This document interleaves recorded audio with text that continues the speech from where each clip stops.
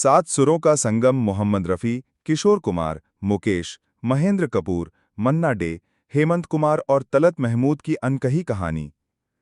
भारतीय फिल्म संगीत के स्वर्णिम अध्याय में जब भी इतिहास लिखा जाएगा, तो उसमें इन सात महान गायकों का नाम अमर रहेगा।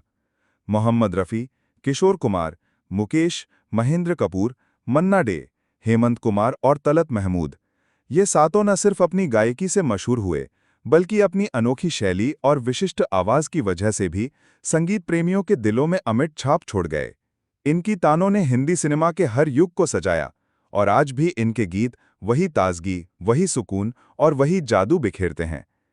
आइए जानते हैं इन सात स्वरों की जीवन यात्रा, संघर्ष, करियर और योगदान की पूरी गाथा।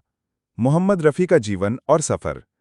24 दिसंबर 1924 को पंजाब के कोटला सुल्तान सिंह गांव में जन्मे मोहम्मद रफ़ी बचपन से ही संगीत की दुनिया से जुड़ने लगे थे। गांव की गलियों में फकीरों के भजन सुनते सुनते उन्होंने सुरों से नाता जोड़ा। साधारण परिवार से आने के बावजूद उनके सपने बहुत बड़े थे। 1940 के दशक में वे मुंबई पहुंचे और शुरुआत में छोटे छोटे आयोजनों में गाने लगे। धीरे धीरे उनकी आवाज संगीतकार नौशाद तक पहुंची और यहीं से उनके जीवन की दिशा बदल गई। रफ़ी की सबसे बड़ी विशेषता ये थी कि वे अपनी आवाज को हर अभिनेता पर पूरी तरह ढाल लेते थे। दिलीप कुमार की करुणा, शम्मी कपूर की शरारत या देव आनंद की मस्ती, हर भाव को रफ़ी अपने गानों में सजीव कर देते थे। यही वजह है कि वे दर्शकों के दिलों में हमेशा जिंदा रहेंगे। किशोर कुमार का जीवन और सफर। किशोर कुमार का जन्म 4 अगस्त 1929 को मध्य प्रदेश के खंडवा में हुआ था। उनका असली नाम आभास कुमार गांगुली था। वे मुंबई मूल रूप से गायक बनने नहीं आए थे, बल्कि अपने बड़े भाई अशोक कुमार की तरह अभिनेता बनने का सपना लेकर फिल्म नगरी पहुंचे थे। मगर किस्मत ने उन्हें गायकी का रास्ता सौंपा। उनकी आवाज का अंदाज ही उनका परिचय था, मस्ती, बेफिक्री और जोश से भरपूर। उनके गीत जीवन की सहजता और उल्लास को दर्शाते थे। दिलचस्प बात यह है कि उन्होंने कभी औपचारिक रूप से संगीत नहीं सीखा। इसके बावजूद उनके सुरों का जादू ऐसा था कि श्रोता हमेशा मंत्रमुग्ध हो जाते। किशोर के गानों में नटखटापन भी था और भावुकता भी। यही मिश्रण उन्हें कालजयी गायक बनाता है। मुकेश का जीवन और सफर। 22 जुलाई 1923 को दिल्ली में जन्मे मुकेश चंद्र माथुर, जिन्हें पूरी दुनिया सिर्फ मुकेश के नाम से जानती है, बेहद साधारण परिवार से थे। बचपन में ही उन्होंने गाना शुरू कर दिया। अभिनेता मोतीलाल ने उनकी प्रतिभा को पहचाना और उन्हें मुंबई बुलाया। यहीं से उनके करियर की शुरुआत हुई। मुकेश की आवाज को राज कपूर की आत्मा कहा जाता है। राज कपूर के लगभग सभी गीतों को उन्होंने इस तरह गाया कि मानो वो गीत उनके अपने दिल से निकला हो। मुकेश की आवाज में दर्द, प्रेम और सादगी की ऐसी झलक थी जो सीधे श्रोताओं के दिल तक पहुंचती थी। महेंद्र कपूर का जीवन और सफर। महेंद्र कपूर का जन्म 9 जनवरी 1934 को अमृतसर में हुआ था। बचपन से ही उन्हें संगीत का गहरा शौक था। मोहम्मद रफ़ी और नौशाद के गीत सुन सुनकर उन्होंने अपनी आवाज को तराशा। 1957 में उन्होंने ऑल इंडिया म्यूजिक कॉन्टेस्ट जीता और इसी जीत ने उनके करियर का रास्ता खोल दिया। महेंद्र कपूर विशेष रूप से देशभक्ति गीतों के लिए याद किए जाते हैं। मेरे देश की धरती जैसे गीत आज भी सुनने वालों में जोश और गर्व भर देते हैं। उनकी आवाज में मिठास भी थी और ताकत भी। यही संतुलन उन्हें भीड़ से अलग करता था। मन्ना डे का जीवन और सफर। 1 मई 1919 को कोलकाता में जन्मे प्रबोध चंद्र डे, जिन्हें पूरी दुनिया मन्ना डे के नाम से जानती है, शास्त्रीय संगीत में पारंगत थे। यही शास्त्रीयता उनकी सबसे बड़ी ताकत रही है। 1942 में उन्होंने फिल्मों में कदम रखा और जल्द ही अपनी अनोखी गायकी से पहचान बना ली। उनकी आवाज गहराई और विस्तार से भरी हुई थी। आए मेरे प्यारे वतन और लग जा गले जैसे गीत उनकी बहुमुखी प्रतिभा का उदाहरण हैं। वे कई बार रफ़ी और किशोर जैसे गायकों से प्रतिस्पर्धा में आए, लेकिन अपनी अलग शैली के कारण सदैव विशिष्ट बने रहे। हेमंत कुमार का जीवन और सफर।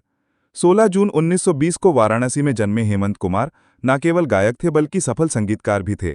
उन्होंने बंगाली और हिंदी दोनों भाषाओं में अपनी अमिट छाप छोड़ी है।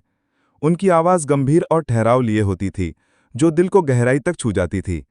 ये नयन डरे डरे और जरा हटके जरा बचके जैसे गीतों ने उन्हें अमर बना दिया। वे संगीतकार के रूप में भी बेहद सफल रहे। उनकी रचनाएं सरल जरूर थीं, लेकिन असरदार इतनी कि श्रोताओं को हमेशा याद रहे। तलत महमूद का जीवन और सफर। 24 फरवरी 1924 को लखनऊ में जन्मे तलत महमूद अपनी नर्म और मखमली आवाज के लिए जाने जाते हैं। खासकर गजल गायकी में उनकी पकड़ अद्भुत थी। 1940 और 50 के दशक में जब गज़लों का दौर चरम पर था, तब तलत महमूद ने अपनी अलग पहचान बनाई। उनकी आवाज़ सुनते ही श्रोता भावनाओं के सागर में डूब जाते। जरा संभलना मोहब्बत और है सबसे मधुर वो गीत जैसे नगमे उनकी कोमल गायकी का प्रमाण हैं। 7 सुरों का योगदान और करियर की चमक।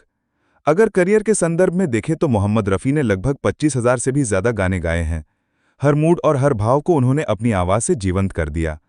किशोर कुमार ने 70 और 80 के दशक में अपनी मस्ती और नटखट अंदाज से युवाओं के दिलों पर राज किया।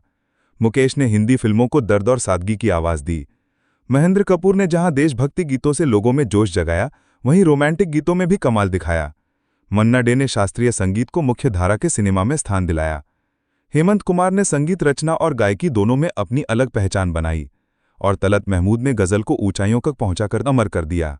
निजी जीवन और संघर्ष। हर गायक की निजी जीवन चुनौतियों से भरी रही। रफ़ी को शुरुआती दिनों में अपने परिवार का भरण पोषण करने के लिए कठिनाई झेलनी पड़ी। किशोर कुमार की निजी जीवन उनकी फिल्मों की तरह ही रंगीन और विवादों से भरी रही। मधुबाला से उनकी शादी सबसे चर्चित रही। मुकेश ने भी आर्थिक तंगी और असफलताओं का दौर देखा, लेकिन बाद में वे संभल गए। महेंद्र कपूर का जीवन अपेक्षाकृत संतुलित रहा। मन्ना डे को जीवन के अंतिम वर्षों में उपेक्षा का सामना करना पड़ा। हेमंत कुमार और तलत महमूद भी अपने आखिरी दिनों में गुमनामी के साये में रहे। विरासत और आज का दौर। आज जब भी भारतीय संगीत का जिक्र होता है, इन 7 गायकों का नाम आदरपूर्वक लिया जाता है। इनकी विरासत इतनी गहरी है कि नई पीढ़ी के गायक भी इन्हें आदर्श मानते हैं। इनके गीत फिल्म इंडस्ट्री की पहचान बन चुके हैं। चाहे रिमिक्स हो, रियलिटी शोज हो या डिजिटल प्लेटफॉर्म्स, हर जगह इनके गाने आज भी लोकप्रिय हैं। रफ़ी, किशोर और मुकेश की त्रयी को हिंदी फिल्म संगीत का स्वर्णयुग कहा जाता है। वहीं मन्ना डे, हेमंत कुमार और तलत महमूद ने संगीत की गुणवत्ता और गहराई को नई ऊंचाई दी। महेंद्र कपूर ने देशभक्ति गीतों में जो उदाहरण पेश किया, वो आज भी बेमिसाल है। निष्कर्ष। मोहम्मद रफ़ी, किशोर कुमार, मुकेश, महेंद्र कपूर, मन्ना डे, हेमंत कुमार और तलत महमूद, ये 7 मिलकर हिंदी संगीत के 7 सुरों का अनोखा संगम प्रस्तुत करते हैं। हर एक की अलग पहचान, अलग रंग और अलग अंदाज रहा, मगर मकसद एक ही था, संगीत के जरिए लोगों के दिलों तक पहुंचना। इनकी आवाज़ें केवल गाने नहीं, बल्कि जीवन की भावनाओं का आईना है। यही वजह है कि समय बीतने के बावजूद इनकी लोकप्रियता कम नहीं हुई। आने वाली पीढ़ियां भी इन 7 सुरों की धुनों से प्रेरणा लेती रहेंगी और भारतीय संगीत में इनका नाम हमेशा जीवित रहेगा।